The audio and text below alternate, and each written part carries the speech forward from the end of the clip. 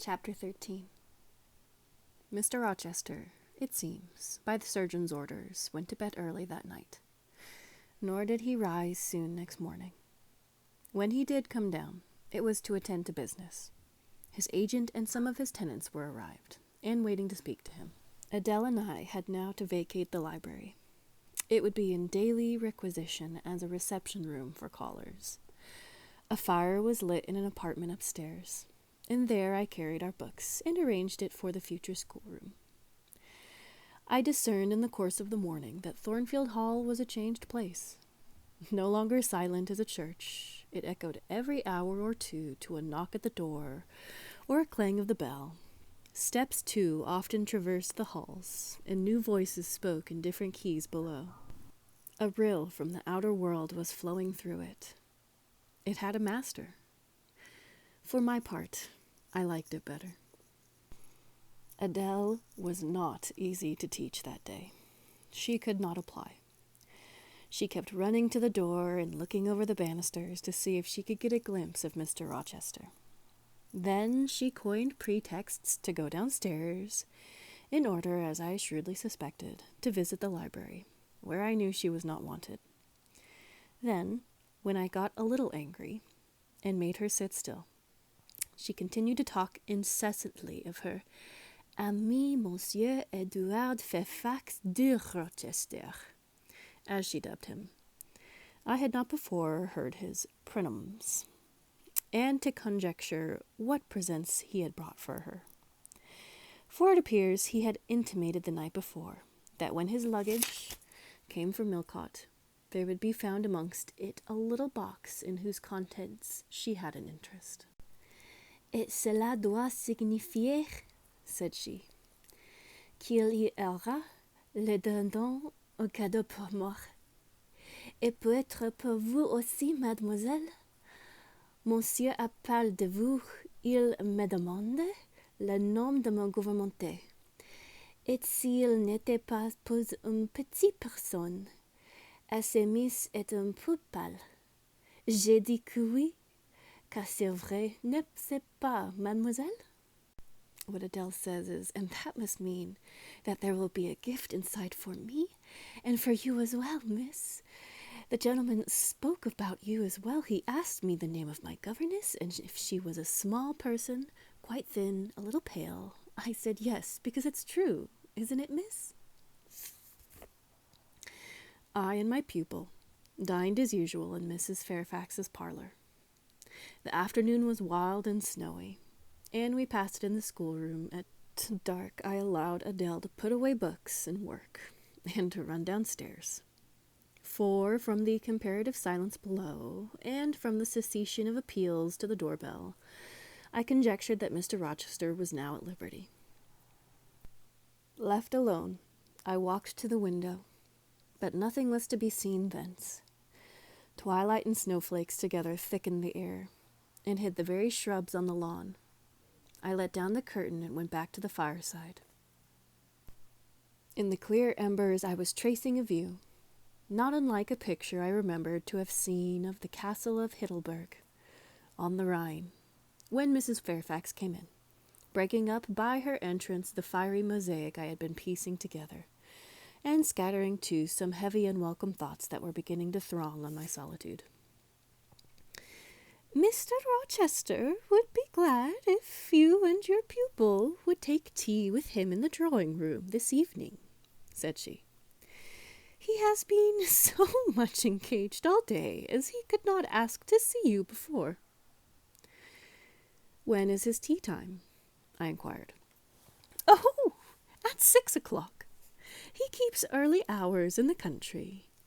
You had better change your frock now. I will go with you and fasten it. Here is a candle." "Is it necessary to change my frock?" "Yes, you had better. I always dress for the evening when Mr. Rochester is here." This additional ceremony seemed somewhat stately. However, I repaired to my room, and, with Mrs. Fairfax's aid, replaced my black stuff dress by one of black silk, the best and only other additional one I had, except for one of light grey silver, which, in my low-wood notions of the toilet, thought too fine to be worn, except on first-rate occasions. "You want a brooch?" said Mrs. Fairfax. I had a single little pearl ornament, which Mrs. Temple had given me as a parting keepsake. I put it on, and then we went downstairs. Unused as I was to strangers, I was rather a trial to appear thus formally summoned in Mr. Rochester's presence. I let Mrs. Fairfax precede me into the dining-room, and kept in her shade as we crossed that apartment, and, passing the arch, whose curtain was now dropped, entered the elegant recesses beyond. 2 wax candles stood lighted on the table, and 2 on the mantelpiece. Basking in the light and heat of a superb fire lay Pilot. Adele knelt next to him. Half reclined on a couch appeared Mr. Rochester, his foot supported by the cushion. He was looking at Adele and the dog. The fire shone full on his face. I knew my traveller, with his broad and jetty eyebrows, his square forehead, made square by the horizontal sweep of his black hair. I recognized his decisive nose, more remarkable for character than beauty, his full nostrils denoting, I thought, choler, his grim mouth, chin, and jaw, yes, all 3 were very grim, and no mistake. His shape, now divested of cloak, I perceived harmonized in squareness with his physiognomy. I suppose it was a good figure in the athletic sense of the term, broad-chested and thin-flanked, though neither tall nor graceful. Mr. Rochester must have been aware of the entrance of Mrs. Fairfax and myself, but it appeared he was not in the mood to notice us, for he never lifted his head as we approached. "Here is Miss Eyre, sir," said Mrs. Fairfax, in her quiet way. He bowed, still not taking his eyes from the group of the dog and child.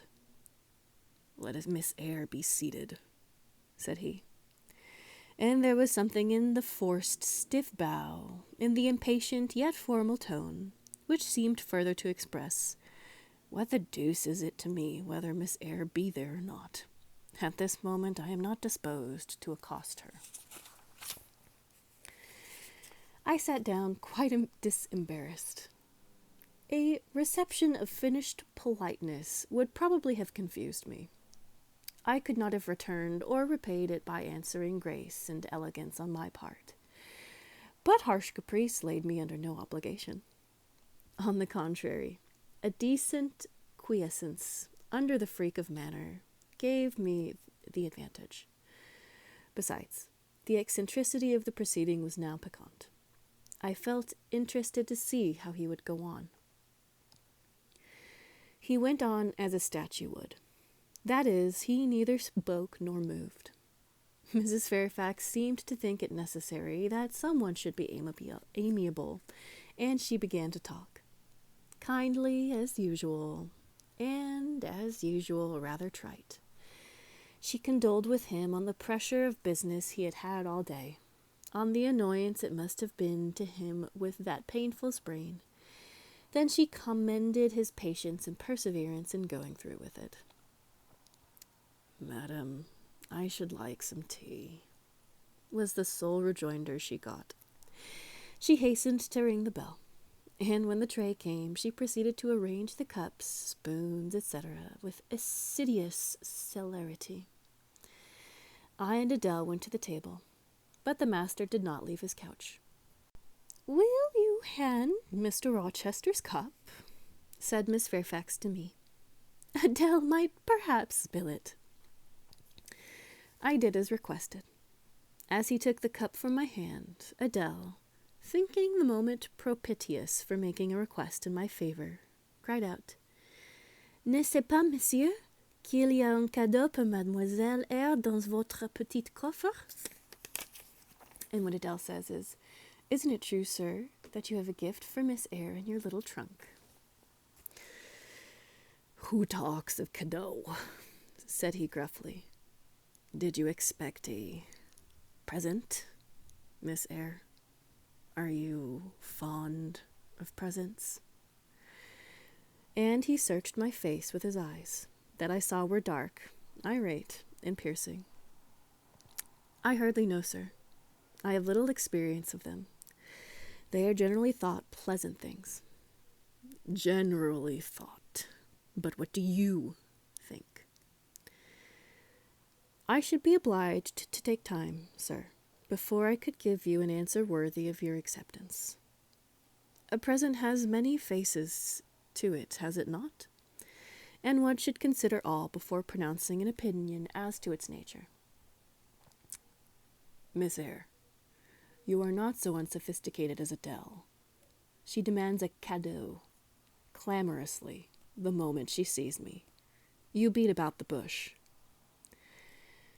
"Because I have less confidence in my deserts than Adele does. She can prefer the claim of old acquaintance, and the right, too, of custom, for she says you have always been in the habit of giving her playthings.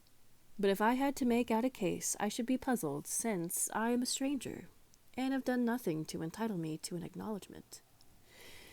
"Oh, don't fall back on over-modesty. I have examined Adele, and find you have taken great pains with her. She is not bright, she has no talents.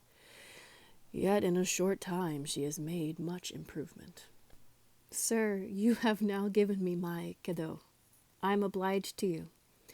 It is the meed teachers most covet, praise of their pupils' progress." "Humph," said Mr. Rochester, and he took his tea in silence.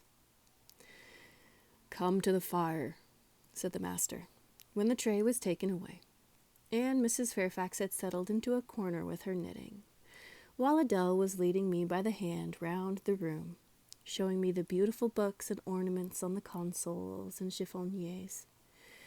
We obeyed, as in duty bound.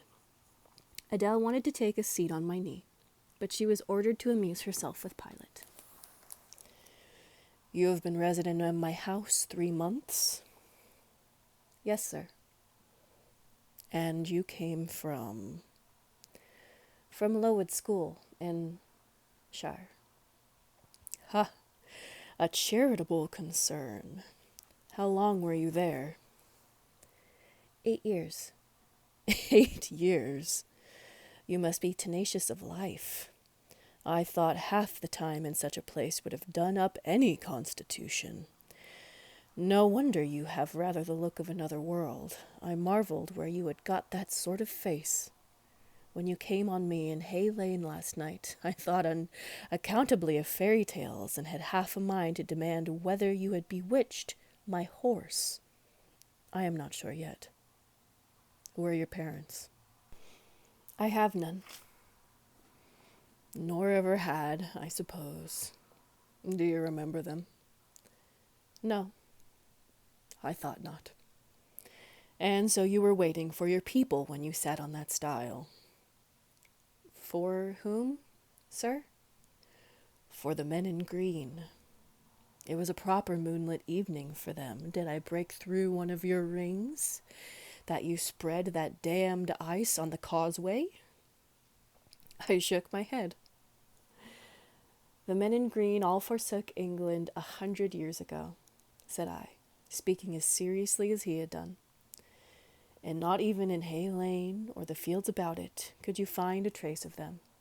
I don't think either summer or harvest or winter moon will ever shine on their revels more."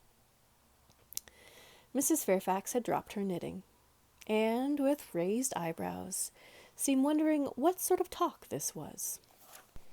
"Well," resumed Mr. Rochester, "if you disown your parents, you must have some sort of kinsfolk, uncles and aunts." "No, none that I ever saw." "And your home?" "I have none." "Where do you brothers and sisters live?" "I have no brothers or sisters." "Who recommended you to come here?" "I advertised, and Mrs. Fairfax answered my advertisement." "Yes," said the good lady, who now knew what ground we were upon. and I am daily thankful for the choice Providence led me to make. Miss Eyre has been an invaluable companion to me, and a kind and careful teacher to Adela. Don't trouble yourself to give her a character, returned Mr. Rochester. Eulogisms will not bias me. I shall judge for myself. She began by felling my horse. Sir? Said Mrs. Fairfax. I have heard a thank for my sprain. The widow looked bewildered. Miss Eyre, have you ever lived in a town? No, sir. Have you seen much society? None but the pupils and teachers of Lowood, and now the inmates of Thornfield. Have you read much? Only such books as came in my way, and they have not been many numerate or very learned. You have lived the life of a nun. No doubt you are well drilled in religious forms. Brocklehurst, who I understand directs Lowood, is a parson, is he not? Yes, sir. And you girls probably worshipped him, as a convent full of religiees would worship their director. Oh, no. You are very cool. No. What? A novice not worship her priest? That sounds blasphemous. I disliked Mr. Brocklehurst, and I was not alone in the feeling. He is a harsh man. At once pompous and meddling, he cut off our hair, and for economy's sake bought us bad needles and thread, with which we could hardly sew. That was very false economy, remarked Mrs. Fairfax, who now again caught the drift of the dialogue. And what was the head and front of his offending? Demanded Mr. Rochester. He starved us when he had sole superintendence of the provision department, before the committee was appointed. And he bored us with long lectures once a week, and with evening readings from books of his own inditating, about sudden deaths and judgments, which made us afraid to go to bed. What age were you when you went to Lowood? About 10. And you stayed there 8 years. You are now, then, 18? I assented. Arithmetic, you see, is useful. Without its aid, I should hardly have been able to guess your age. It is a point difficult to fix where the features and countenance are so much at variance as in your case. Now, what did you learn at Lowood? Can you play? A little. Of course. That is the established answer. Go into the library. I mean, if you please. Excuse my tone of command. I am used to say, do this, and it is done. I cannot alter my customary habits for one new inmate. Go, then, into the library. Take a candle with you. Leave the door open. Sit down to the piano and play a tune. I departed, obeying his instructions. Enough, he called out in a few minutes. You play a little, I see, like any other English schoolgirl, perhaps rather better than some, but not well. I closed the piano and returned. Mr. Rochester continued. Adele showed me some sketches this morning, which she said were yours. I don't know whether they were entirely of your doing. Probably a master aided you. No, indeed, I interjected. Ah, that pricks pride. Well, fetch me your portfolio, if you can vouch for its contents being original, but don't pass your word unless you are certain. I can recognize patchwork. Then I will say nothing, and you shall judge for yourself, sir. I brought the portfolio from the library. Approach the table, said he, and I wheeled it to his couch. Adele and Mrs. Fairfax drew near to see the pictures. "No crowding," said Mr. Rochester. "Take the drawings from my hand as I finish with them, but don't push your faces up to mine." He deliberately scrutinized each sketch and painting. 3 he laid aside. The others, when he had examined them, he swept from him. "Take them off to the other table, Mrs. Fairfax," said he, "and look at them with Adele.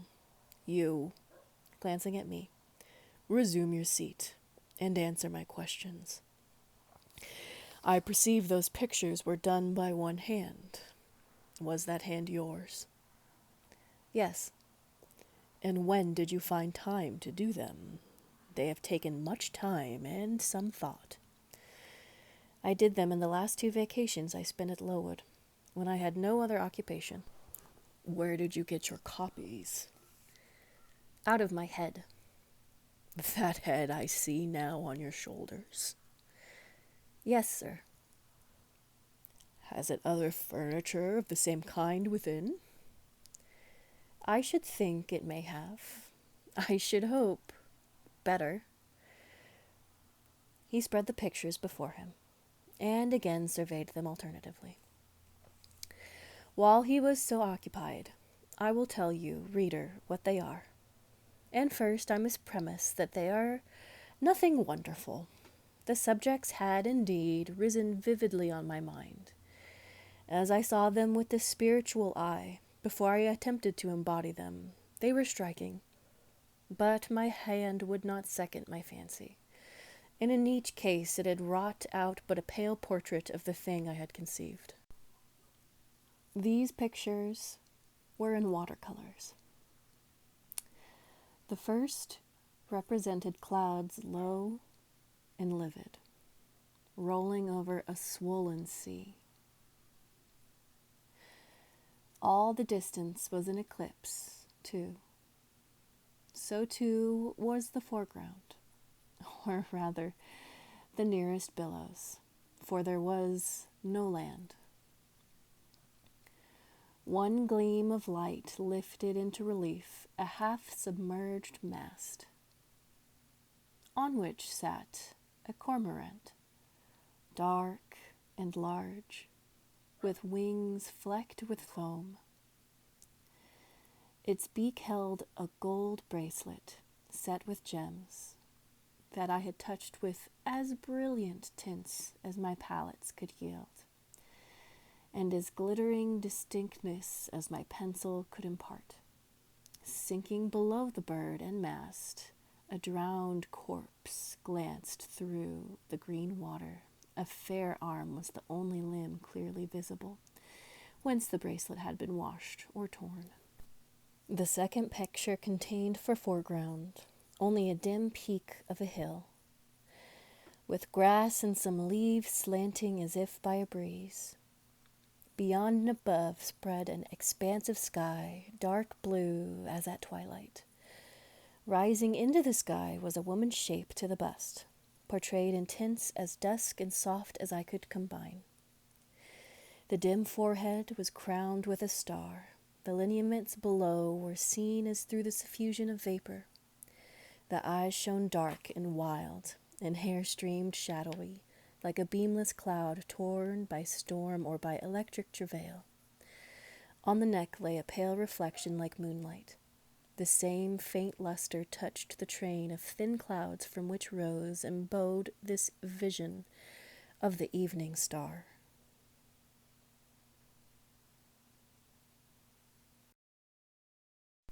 The third showed the pinnacle of an iceberg, piercing a polar winter sky.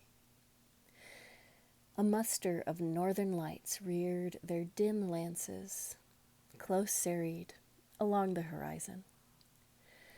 Throwing these into distance, rose, in the foreground, a head, a colossal head, inclined towards the iceberg and resting against it. Two thin hands, joined under the forehead and supporting it, drew up before the lower features a sable veil, A brow, quite bloodless, white as bone, and an eye hollow and fixed, blank of meaning but for the glassiness of despair alone were visible. Above the temples, amidst wreathed turban folds of black drapery, vague in its character and consistency as cloud, gleamed a ring of white flame, gemmed with sparkles of a more lurid tinge. This pale crescent was the likeness of a kingly crown. What is diademed was the shape which shape had none. "Were you happy when you painted these pictures?" asked Mr. Rochester presently. I was absorbed, sir. Yes, and I was happy. To paint them, in short, was to enjoy one of the keenest pleasures I have ever known. That is not saying much. Your pleasures, by your own account, have been few. But I dare say you did exist in a kind of artist's dreamland while you blent and arranged these strange tints. Did you sit at them long each day? I had nothing else to do, because it was the vacation, and I sat at them from morning till noon, and from noon till night. The length of the midsummer days favored my inclination to apply. And you felt self-satisfied with the result of your ardent labors? Far from it. I was tormented by the contrast between my idea and my handiwork. In each case, I had imagined something which I was quite powerless to realize. Not quite. You have secured the shadow of your thought, but no more probably. You had not enough of the artist's skill and science to give it full being. Yet the drawings are, for a schoolgirl, peculiar. As to the thoughts, they are elfish. These eyes in the evening star you must have seen in a dream. How could you make them look so clear, yet not at all brilliant? From the planet above quells their rays. And what meaning is that in their solemn depth? And who taught you to paint wind? There is a high gale in that sky and on this hilltop. Where did you see Latmos? For this is Latmos. There, put the drawings away. I had scarce tied the strings of my portfolio when, looking at his watch, he said abruptly, "It is 9 o'clock. What are you about, Miss Eyre, to let Adele sit up so long? Take her to bed." Adele went to kiss him before quitting the room. He endured the caress, but scarcely seemed to relish it more than Pilate would have done, nor so much. "I wish you all good night now," making a movement of the hand towards the door, in token that he was tired of our company and wished to dismiss us. Mrs. Fairfax folded up her knitting. I took my portfolio. We curtsied to him, received a frigid bow in return, and so withdrew. "You said Mr. Rochester was not strikingly peculiar, Mrs. Fairfax," I observed, when I rejoined her in her room after putting Adele to bed. "Well, is he?" "I think so. He is very changeful and abrupt." "True. No doubt he may appear so to a stranger, but I am so accustomed to his manner, I never think of it. And then, if he has peculiarities of temper, allowance should be made." "Why?" "Partly because it is his nature, and we none of us can help our nature. And partly because he has painful thoughts, no doubt, to harass him and make his spirits unequal." "What about?" "Family troubles, for one thing." "But he has no family." "Not now, but he has had, or at least relatives. He lost his elder brother a few years since." "His elder brother?" "Yes. The present Mr. Rochester has not been very long in possession of the property. Only about 9 years. 9 years is a tolerable time. Was he so very fond of his brother as to be still inconsolable for the loss?" Why, no, perhaps not. I believe there was some misunderstandings between them. Mr. Roland Rochester was not quite just to Mr. Edward, and perhaps he prejudiced his father against him. The old gentleman was fond of money, and anxious to keep the family estate together. He did not like to diminish the property by division, and yet he was anxious that Mr. Edward should have wealth too, to keep up the consequence of the name.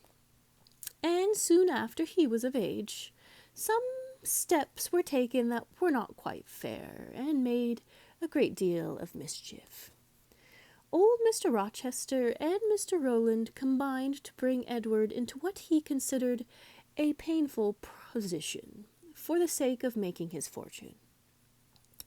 And the precise nature of that position was, I never clearly knew, but his spirit could not brook what he had to suffer in it. He is not very forgiving. He broke with his family, and now for many years he has led an unsettled kind of life.